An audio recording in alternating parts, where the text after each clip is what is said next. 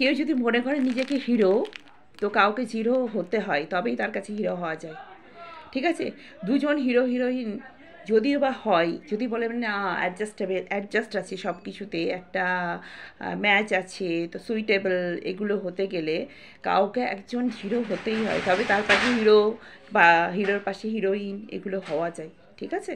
তো একজনকে কম কিছু মেন্টালি বা ফিজিক্যালি, যেটাই বলো, তো সেটাকে মানে জিরো হতেই হয়, তবেই তার পাশে মানে হিরো হিরোইনের ভূমিকাটা পাওয়া যায়।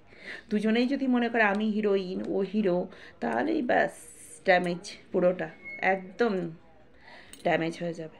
তো কারো পাশে হিরো হতে গেলে, তুমি যদি ছেলেরা মনে করে কারো পাশে হিরো হব, তার পাশের জনকে কিন্তু জিরোই হতে হয়।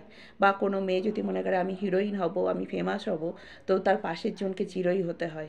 জিরো হতে মেন্টালি হতে হবে বা ফিজিক্যালি, হয়তো কেউ দেখতে সুন্দর না, হয়তো তার পাশে বোটা হয়তো ফেমাস হয়ে যাচ্ছে বা দেখতে সুন্দর, তবে তা বলা যাবে যে না, বোটা সুন্দর দেখতে, বলে না? বা কোনো ছেলে দেখতে সুন্দর, হয়তো একটা মেয়েটা সাধারণ দেখতে বা সুন্দর দেখতে নাই বললো, তখনই সে হতে পারবে হিরো। ঠিক আছে?